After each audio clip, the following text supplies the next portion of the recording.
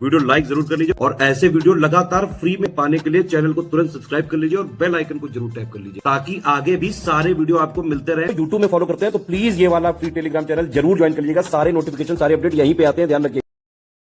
UPPSC RO 2023 री exam जो आपका प्रस्तावित है 22 दिसंबर को, उसके संबंध में लेटेस्ट अपडेट आया था कि मल्टीपल शिफ्ट में पेपर होगा क्योंकि 5 लाख से अधिक अभ्यर्थी हो रहे हैं। 10,76,004 अभ्यर्थी जो आयोग के रिकॉर्ड के हिसाब से हैं जो सफल आवेदन हुए हैं और जो एलिजिबल हैं परीक्षा के लिए। तो 22 दिसंबर को प्रथम पाली में 9 से 12 और फिर 2:30 से 5:30 तक द्वितीय पाली में, 23 दिसंबर को तृतीय पाली 9 से 12, यानी कि कुल मिलाकर 3 बार पेपर होगा हिंदी और जीएस का। हिंदी जीएस का पेपर पहले अलग अलग होता था, वो एक ही बार में होना है, ये आपको पहले ही नोटिस दिया जा चुका है। तो कुल मिलाकर 3 पेपर बनेंगे, जीएस के 3 पेपर बनेंगे हिंदी में। अब आपका देखिए किस भी पाली में हो सकता है, फर्स्ट, सेकंड या थर्ड में। कुल मिलाकर बात यह है कि 22 दिसंबर को ही पेपर होना है, ये बात स्पष्ट हो जाती है और अब आगे पोस्टपोन होने की कोई भी संभावना नहीं बन रही है। 22 और 23 दिसंबर में जो आप पेपर देने जा रहे हैं, इसके लिए कई सारे लोगों की अच्छी खासी तैयारी थी फेब से, कुछ लोगों की तैयारी छूट गई थी। Final crash course study for civil service का जो 40 दिवस का अभी शुरू हुआ है, अभी हमने इसको 8 नवंबर से शुरू किया है। सारी चीज़ें इसमें एक साथ दे दी गई हैं, सारे रिकॉर्डेड वीडियो, सारे इंपॉर्टेंट पीडीएफ और टेस्ट सीरीज भी इवन हमने इस बार एक साथ दे दी है, जिससे आपको वेट ना करना पड़े। सारी टेस्ट सीरीज जो हमने एक साथ यहाँ पे प्रोवाइड कर दी है। जीएस की कुल मिलाकर 38 यानी 28 फुल लेंथ और 10 सेक्शनल टेस्ट, सामान्य हिंदी की कुल 16, 10 फुल लेंथ और 6 सेक्शन वाइज, और रीजनिंग के कुल मिलाकर 10 टेस्ट आपके होने हैं और सारे हमने एक साथ दे दी है, जिससे आपको प्रैक्टिस करने में आसानी रहे। कोई भी टेस्ट सीरीज किसी भी सब्जेक्ट की आप लगाना शुरू कर सकते हैं। कोई यहाँ पे डेली प्लान नहीं दिया हुआ है, आप अपने हिसाब से लगाइए। अब जितने भी 40 दिवस बचे हुए हैं, मैक्सिमम प्रैक्टिस यहाँ पर करने की जरूरत है। जो भी स्टडी मटेरियल दिया गया है उसको अगर आप एक बार पढ़ के एक बार रिवाइज कर लेंगे, और रिकॉर्डेड वीडियो लेक्चर्स आप सिलेक्टिव देख सकते हैं, सारे देखने की जरूरत तो नहीं होगी।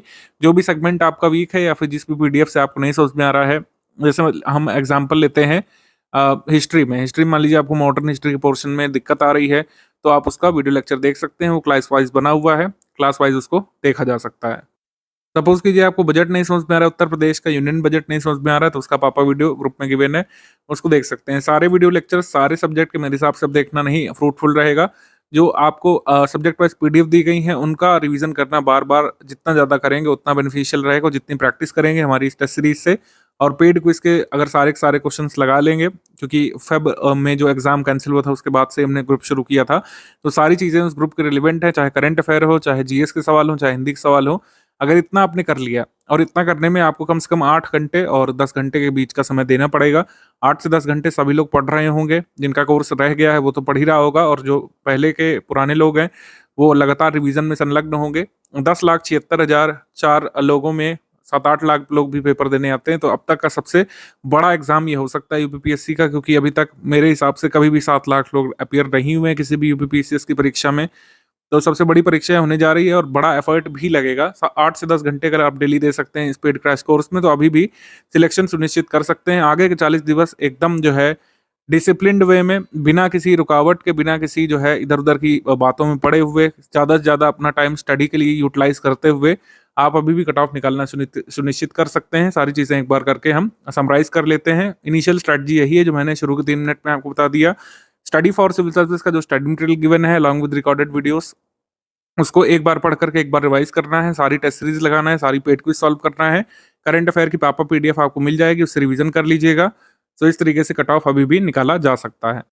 हमने अपने प्रीवियस स्ट्रेटजीज में आपको बताया है कि जीएस का पेपर लगातार टफ होता जा रहा है, हिंदी का पेपर वैसा ही आता है जैसे हमेशा आता है, इजी मॉडरेट लेवल का, जिसमें आप 55 के अराउंड नंबर ला सकते हैं। 1-2 सवाल गलत होते हैं, 2-3 सवाल थोड़े से टफ लेवल के, बाकी 55 सवाल, 54 से 55 सवाल इतने ईजी होते हैं कि सारे के सारे सॉल्व किए जा सकते हैं हमारे स्टडी मटेरियल से और हमारी पेड क्विज से, और टेस्ट सीरीज तो आराम से किए जा सकते हैं। तो 55 आपको टारगेट वहाँ पे लेके चलना है हिंदी का, और बाकी बचे हुए जीएस में कितना आपको स्कोर करना है वो प्रीवियस ईयर कट ऑफ से पता चल जाता है। थोड़ा सा बहुत पुराना कट ऑफ नहीं दिखाऊंगा, अदरवाइज कंफ्यूजन होगा।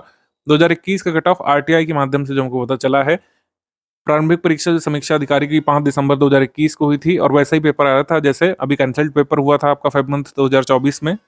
अनारक्षित सामान्य वर्ग के लिए उस परीक्षा में 102 कट ऑफ गया था, अनुसूचित जाति के लिए 89, ओबीसी के लिए 110, अनुसूचित जनजाति के लिए 70, ईडब्ल्यूएस के लिए 106 गया था। तो 55 हिंदी में आप ला सकते हैं, बाकी आपको कितने स्कोर करने हैं आप यहाँ पर अनुमान लगा सकते हैं। केवल हमको 50 से लेकर 60 प्रश्न यहाँ पर चाहिए, 50 से लेकर 60 हमको सही प्रश्न चाहिए, ठीक है। किसमें? जीएस में। 140 प्रश्नों वाले जीएस वाले पेपर में, क्योंकि अब तो एक साथ ही होने हैं, हिंदी और जीएस का एक साथ ही पेपर मिल जाएगा आपको। 140 जीएस के प्रश्नों में हमको सही वाले कितने चाहिए? 50 से 60 प्रश्न। सुनने में बड़ा थोड़ा-सा हलवा भी लगा होगा, लेकिन उतना है नहीं, क्योंकि जीएस का पेपर टफ होता है। जीएस का पेपर जो होता है यूपीपीएससी आरओ एआरओ का, कई बार ये असेसमेंट किया गया है कि जो अपर प्रीलिम्स का पेपर होता है उससे भी टफ चला जाता है कई बार, और ये सत्य है, क्योंकि सिलेबस भी काफ़ी सारा है इसमें। उत्तर प्रदेश से काफ़ी डीप में चीज़ें पूछी जाती हैं, साइंस, टेक, ज्योग्राफी और इकोनॉमी को मिला करके क्वेश्चन जो स्पेशलाइज्ड तरीके के बनते हैं आरओ एआरओ जीएस में, वो अपने ही तरीके के होते हैं और one of the toughest question भी होते हैं कई बार। यूपीएससी के कई सारे क्वेश्चंस जो है आप कह सकते हैं कि उससे मैच खा सकते हैं टफनेस के लेवल में, ठीक है, हार्डनेस के लेवल में। तो जीएस की परीक्षा में 50 से 60 प्रश्न हमको लाने हैं, 55 नंबर आपको हिंदी में लाने हैं, तो इतने से आपका कट ऑफ निकल जाएगा। आपका पोस्ट मतलब जिस भी आप वर्ग में आते हैं, जैसे ओबीसी का थोड़ा सा ज़्यादा जा रहा है, जनरल का 105 के राउंड भी मान कर चलें, 110 का टारगेट आपको रखना है कुल मिलाकर के तैयारी के दौरान, कि 110 हमको चाहिए, 55 हिंदी में, 55 ही अराउंड। अगर 55-60 जीएस में आ गए, 60 प्रश्न से लेकर 70 प्रश्न आप कर सकते हैं स्टडी मटेरियल से। हमारे स्टडी मटेरियल को आपने अच्छे से पढ़ लिया, अच्छे से तैयार कर लिया, 70-75 क्वेश्चन तक आप जीएस में सही निकाल सकते हैं, निगेटिव मार्किंग को हटा करके, डिस्प्यूटेड क्वेश्चन को हटा करके। लेकिन शर्त वही है, 8 से 10 घंटे हमारे स्टडी मटेरियल को देना पड़ेगा, प्रैक्टिस रिसोर्सेज को देना पड़ेगा, और जैसा स्ट्रैटेजी में बताया जा रहा है वैसे ही उसको लगाना भी पड़ेगा, लगना पड़ेगा कुल मिला करके। आप जो है अगर 4 पन्ने की चौपतिया के भरोसे हैं या फिर सिर्फ पीवाईक्यू के भरोसे जा रहे हैं आरओ देने, तो आप जैसे कई सारे लोगों का फीडबैक सुने थे फेब में भी कि सिर्फ पीवाईक्यू से नहीं हो पाएगा, ये बात सच है। पीवाईक्यू पढ़ करके सिर्फ आप 5 से 10-15 सवाल ही हल कर पाएंगे जीएस वाले में, जबकि हमको कितना चाहिए? 50 से 60 प्रश्न चाहिए। 50 से 60 प्रश्न कैसे निकलेंगे? स्टडी फॉर सिविल सर्विसेज के सिलेक्शन मटेरियल से निकलेंगे। सिलेक्शन मटेरियल में बार-बार इसलिए नहीं बोलता हूँ, क्योंकि सिलेक्शन मटेरियल तो है, लेकिन साबित आपके लिए सिलेक्शन मटेरियल तभी होगा जब आप इसको अच्छे से तैयार करके जाएंगे। स्टडी मटेरियल जो कि स्टडी फॉर सिविल सर्विसेज का आपको मिला है लास्ट 40 दिवस के पेड क्रैश कोर्स में, ये आपके लिए सिलेक्शन मटेरियल तभी साबित होगा जब आप इसको अच्छे से पढ़ करके जाएंगे, अदरवाइज तो स्टडी मटेरियल ही बना रह जाएगा। तो स्टडी फॉर सिविल सर्विसेज का स्टडी मटेरियल पढ़ करके जो आपके लिए सिलेक्शन मटेरियल साबित हो सकता है, पेड क्विज लगा करके और टेस्ट सीरीज लगा करके जो लेटेस्ट ट्रेंड पैटर्न के अनुरूप है, उसको लगा करके अभी भी कट ऑफ निकाला जा सकता है। डेली कम से कम 8 घंटे अब हमको चाहिए होंगे, मैक्सिमम 10 घंटे तक आप निकाल सकते हैं, बाकी थोड़ा स्वास्थ्य पर भी ध्यान देना है।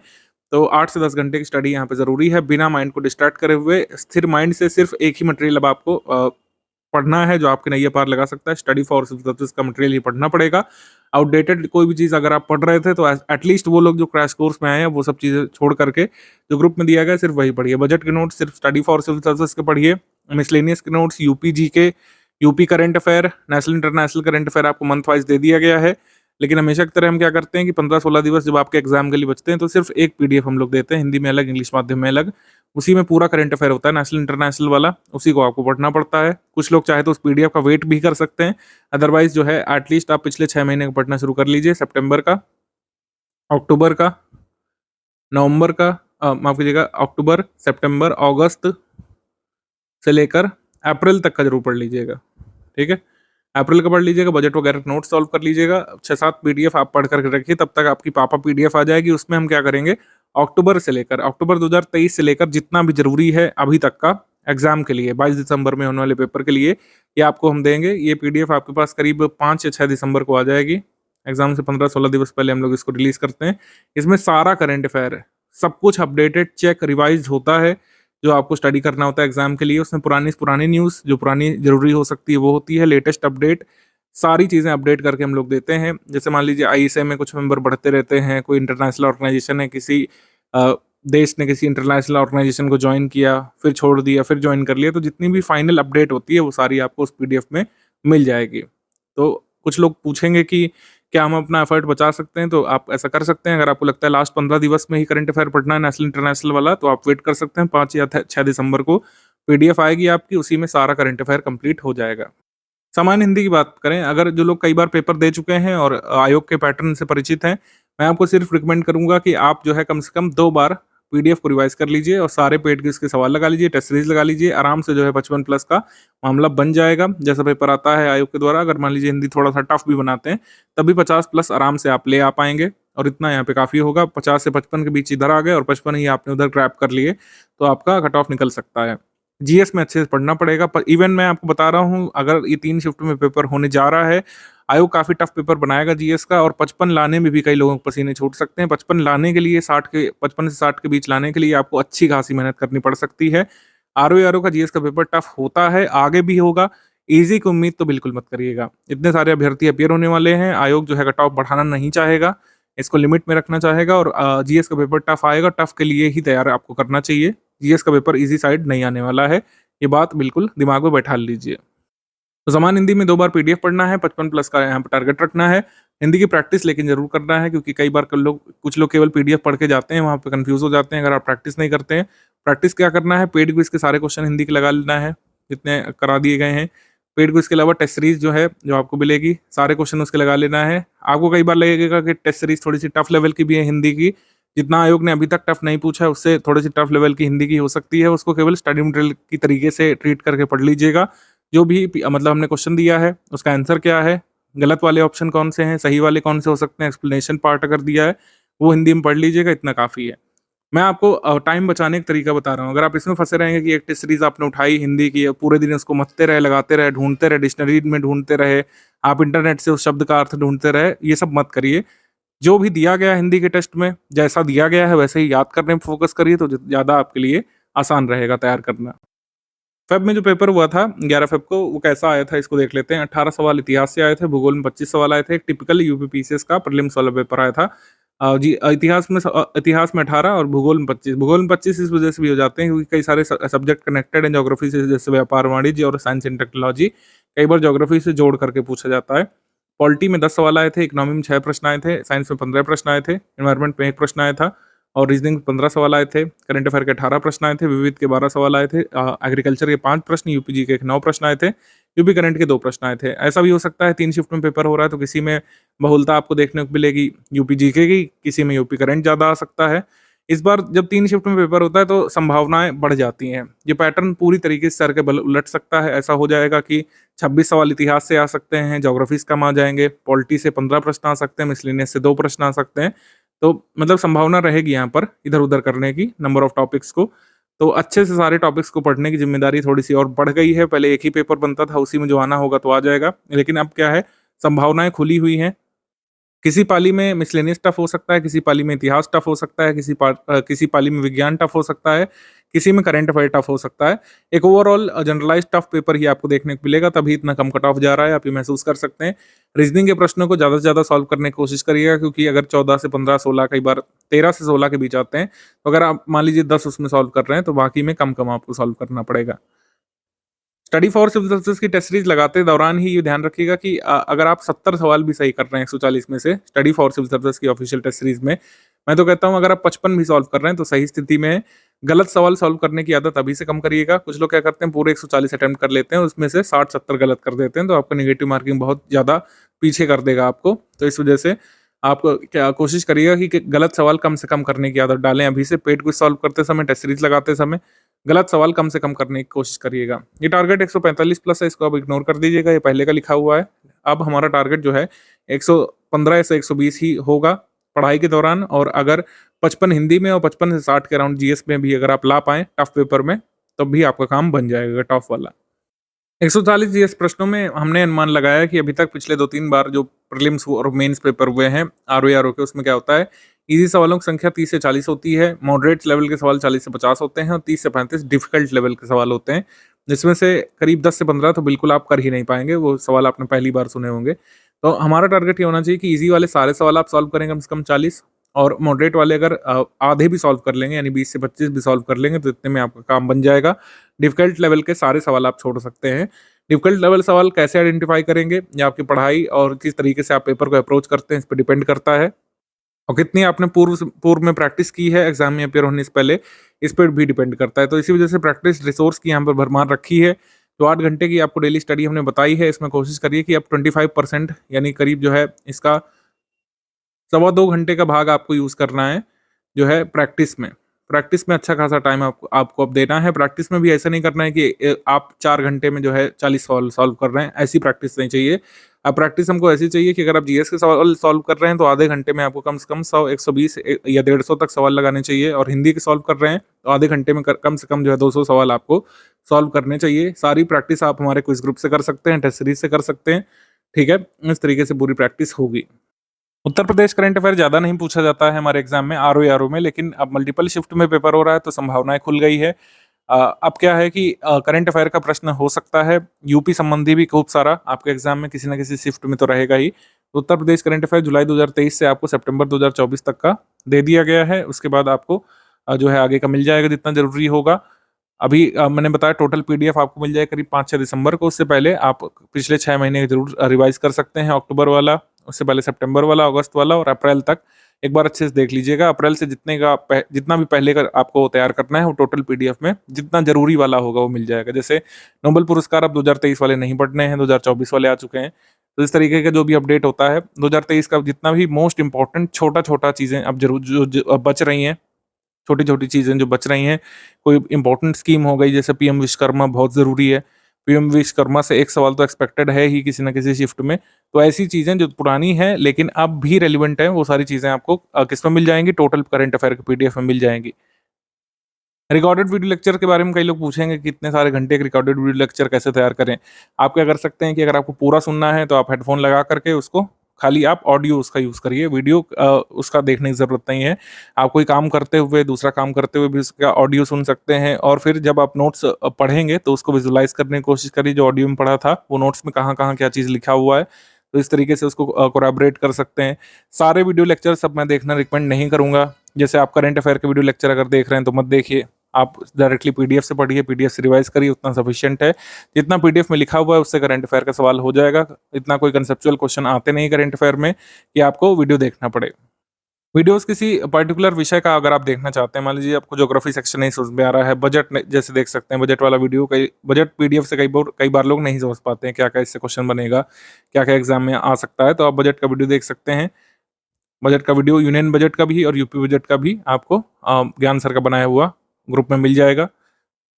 मिसलेनियस सारा अपडेट हमने ग्रुप में दे दिया है। कोल के प्रोडक्शन में कौन नंबर 1 पर है, किसी फ्रूट के प्रोडक्शन में कौन नंबर 1 पर है, सीमेंट के प्रोडक्शन में कौन नंबर 1 पर है, लाइमस्टोन में कौन है, कॉपर में कौन है, आयरन में कौन है, आयरन ओर में, हेमेटाइट में कौन है, रबर में कौन है, कॉफी में कौन है, ये सब जो पूछा जाता है वो सब भी हमने अपडेट करके दे दिया। मतलब सारी चीजें एक साथ दे दी गई। 40 दिवस का समय है, बस जुट जाइए, आएगा सब इसी से। ये सब प्रूफ भी आपको हम देंगे कि शिफ्ट में इतने सवाल आए हमारे स्टडी मटेरियल से, हमारे प्रैक्टिस रिसोर्स से, इस शिफ्ट में इतने इतने आए, इस शिफ्ट में इतने आए। बस गौरतलब ये है कि आप ओएमआर में कितने सही पहुंचा पा रहे हैं, आपको ओएमआर में कितना पहुंचाना है ये चीज हम डिस्कस कर चुके हैं और सीरियसली अब स्टडी करने की जरूरत है, इधर उधर की चीजों में पड़े बिना।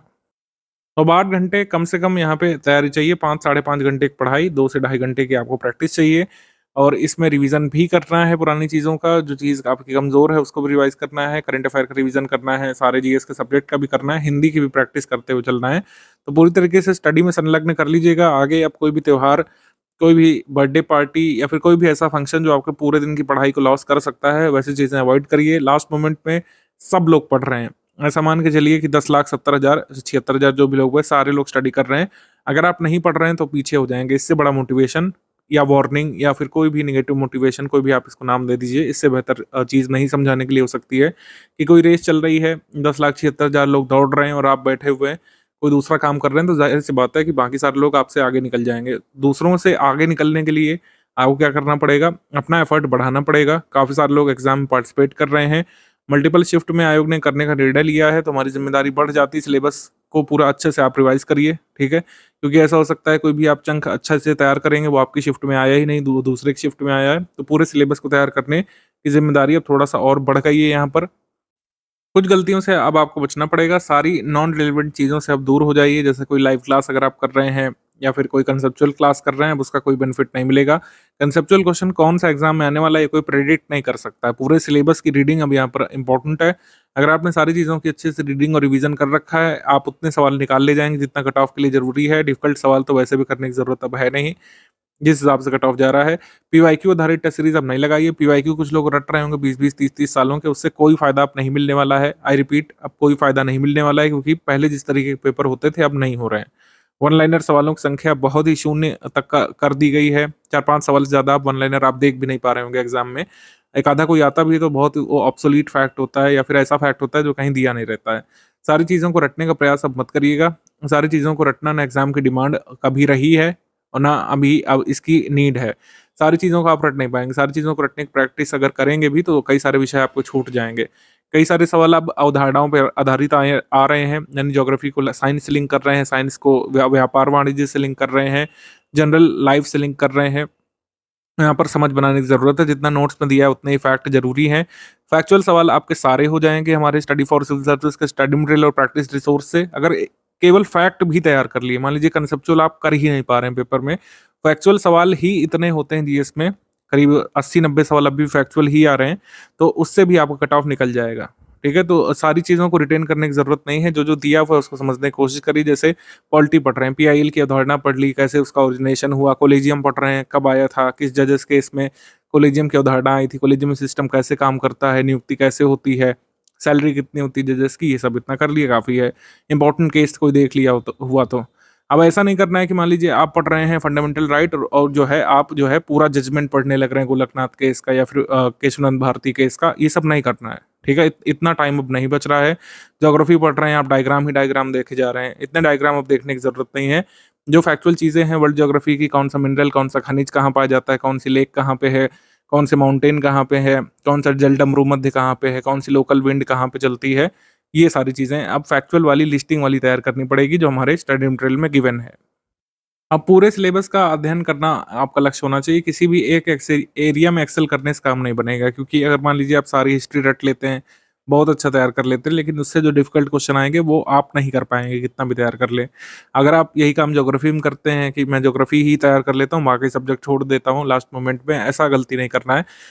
सारे सिलेबस के मोस्ट इम्पोर्टेंट पॉइंट्स को तैयार करने की कोशिश करिए, और यही सही तरीका होता है, क्योंकि सारे ही सब्जेक्ट्स में से कुछ ईज़ी, कुछ मॉडरेट और कुछ डिफ़िकल्ट सवाल होंगे।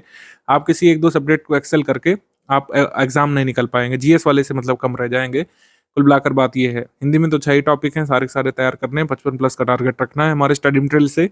जीएस में गलती नहीं करना है, कुछ लोग आपको ये सब ज्ञान देंगे कि ये वाला सब्जेक्ट लास्ट में कर लो, बाकी छोड़ दो, ऐसा नहीं करना है, ऐसा कभी नहीं करना होता है यूपीपीसीएस के एग्ज़ाम में। पूरे सिलेबस को टारगेट करना पड़ता है, पूरे सिलेबस की एक रीडिंग और किसी भी 2 सब्जेक्ट की पूरी रीडिंग और बाकी को छोड़ करके अगर आप कंपेयर करें, तो मतलब छात्र पूरे सिलेबस की एक रीडिंग करके जाएँगे, वो ज़्यादा सवाल सही कर पाएँगे। ठीक है? ये अनुभव मेरा कहता है, और जितने भी लोगों से हमने बात करी है या फिर जो हमारा टीचिंग प्रोफेशन में जितना भी अनुभव रहा है, वो यही कहता है, पूरे सिलेबस की अगर 1-2 रीडिंग करेंगे, उससे ज़्यादा आप क्वेश्चन निकाल पाएँगे। अगर सिर्फ 1-2 सिलेबस को अच्छे से तैयार करके बाकी को छोड़ने की अगर रणनीति जो लोग बना रहे हैं, उनके सवाल कम रह जाते हैं। ठीक है? आप प्रायोरिटी बिल्कुल दे सकते हैं, जैसे आर्ट एंड कल्चर है, उससे तो 3 ही 4 सवाल आने हैं, एग्रीकल्चर से 4-5 सवाल आने हैं। तो उनको ऐसा नहीं है कि उनको उतनी ही तरजीह देने जितना हिस्ट्री, ज्योग्राफी को देना है, ऐसा नहीं करना है, लेकिन पूरे सिलेबस तैयार करना है। कुछ लिस्टिंग मान लीजिए एग्रीकल्चर की है, तो उसको ज़रूर तैयार करके जाइए, ऐसा हो सकता है क्वेश्चन डायरेक्टली आ जाए। कौन-सा विटामिन की कमी से कौन-सी डिसीज़ होती है पौधों में, ये आपका अगर एग्रीकल्चर में दिया हुआ है, किस पौधे को कौन से पोषक तत्व की आवश्यकता होती है, इसकी लिस्ट हो गई। कौन-कौन से माइक्रो न्यूट्रिएंट्स होते हैं, मैक्रो न्यूट्रिएंट्स कौन-कौन से होते हैं। छोटी-छोटी चीज़ें, कोई भी आप सब्जेक्ट छोड़े नहीं, उसके लिस्टिंग वाले पोर्शन ज़रूर तैयार करके जाइए। आर्ट कल्चर लास्ट मोमेंट में कुछ नहीं समझ में आ रहा है, स्टडी फॉर सिविल सर्विस की पीडीएफ में जो-जो लिस्टिंग दी हुई है डांस फॉर्म की, आर्ट फॉर्म की, पेंटिंग्स से जैसे एक सवाल आया था, पिछवाई पेंटिंग के बारे में पूछा था कैंसिल्ड पेपर में, तो डांस फॉर्म इस बार आ सकता है, और नृत्य के बारे में पूछ सकते हैं, या फिर जो कला संबंधी संस्थान है उसके बारे में पूछ सकते हैं, कला संबंधी जो पुरस्कार होते हैं उसके बारे में पूछ सकते हैं। स्टडी फॉर सिविल सर्विस का ही करंट अफेयर पढ़ना है, और कोई करंट अफेयर आपको नहीं पढ़ना है। मैं 2-3 बार रिपीट कर दूं, करंट अफेयर सिर्फ और सिर्फ स्टडी फॉर सिविल सर्विस का ही पढ़ना है आपको, चाहे नेशनल इंटरनेशनल पढ़ें, चाहे आप उत्तर प्रदेश का करंट अफेयर पढ़ रहे हो, सिर्फ हमारे ही संस्थान का करंट अफेयर आपको पढ़ना है, क्योंकि कंसल्ट पेपर में भी हमारे संस्थान का करंट अफेयर आया था मैक्सिमम। और कोई आप मैगजीन देख लें, चाहे इंस्टीट्यूट के जितने भी पीडीएफ देख लें या फिर उनका पेड स्टडी मटेरियल भी देख लें, कई लोग जो है 30% सवाल भी नहीं सही करा पा रहे थे। 18 सवाल जो पूछे गए थे, कई लोगों के जो है 3-3, 4-4 प्रश्न भी नहीं आए थे करंट अफेयर के, और हमारे जो है 15 से प्लस ही प्रश्न आए थे कंसल्ट पेपर में, जितना जहाँ तक हम लोग काउंट कर पाए थे, जितना हमको समय मिला था। और करंट अफेयर सिर्फ स्टडी फॉर सिविल सर्विसेज का ही पढ़ना है। इस बार भी हर शिफ्ट में 15 से लेकर 20 सवाल तक आने ही आने हैं, 15 से कम तो कभी रहेंगे ही नहीं। 15 से 20 के बीच जो भी नंबर रहेगा उसमें मैक्सिमम सवाल आप सॉल्व कर पाएंगे। तो जैसे हमने टारगेट रखा था 55 से 60 का, जीएस में 1/4 हिस्सा जो है करंट अफेयर को पढ़ करके ही निकाला जा सकता है। ठीक है? तो बाकी में आपका बर्डन कम हो जाएगा अगर आप स्टडी फॉर सिविल सर्विसेज का करंट अफेयर अच्छे से पढ़ करके जाएंगे। 55-60 जो चाहिए जीएस में, उसके में 15 सवाल यानी करीब जो है 1/4 हिस्सा तो ऐसे ही आपका सॉल्व हो जाएगा। सारी चीज़ों को रटने का प्रयास नहीं करना है, सारी चीज़ों को रीड करने का प्रयास बिल्कुल करना है। सारे सब्जेक्ट की अगर रीडिंग हो जाएगी, एक बार रिवीजन हो जाएगा अच्छे से, प्रैक्टिस रिसोर्स को लगा लेंगे जितना हमने बताया, टेस्ट सीरीज और पेड क्विज, उसके अलावा कोई नहीं है। पीवाईक्यू कंपाइलेशन एक दिया हुआ है हमने, उसमें जितने पीवाईक्यू हैं वो एक बार देख लीजिएगा अगर टाइम मिले तो, अदरवाइज कोई कंपल्शन नहीं है कि पीवाईक्यू देखना ही देखना है। अगर फुल लेंथ पेपर भी देख लेंगे पिछले 3-4 वर्षों के, उतने से भी आइडिया मिल जाएगा। कैंसल्ड पेपर से 2022 वाले आरओ मेन से, 2021 वाले प्रीलिम्स से जो दिसंबर 2021 में हुआ था, अगर इतने भी पेपर देख लेंगे तो अब सफिशिएंट है। पीवाईक्यू का अब रोल बहुत ज़्यादा नहीं रहता लास्ट मोमेंट में, तैयारी की शुरुआत में पीवाईक्यू का रोल ज़्यादा रहता है। अब रोल है सिर्फ आपकी मेहनत का, स्टडी फॉर सिविल सर्विस के स्टडी मटेरियल को किस तरीके से, कितना किस हद तक किस डेडिकेशन से आप तैयार करते हैं, कितना डिसिप्लिन ला पाते हैं आगे के 40 दिवस में, इस पर ये बात डिपेंड करेगी कि आप कट ऑफ क्लियर कर पा रहे हैं या फिर नहीं। ठीक है, इतना ही मैं कहूँगा। और जो है अब आपको पढ़ना शुरू कर देना चाहिए स्ट्रैटेजी वीडियो के बाद। अब तुरंत जो है स्टडी मटेरियल डाउनलोड करके या प्रिंट करके अब आपको पढ़ना शुरू कर देना है। सारे प्रैक्टिस रिसोर्सेज से प्रैक्टिस अब शुरू कर देनी चाहिए।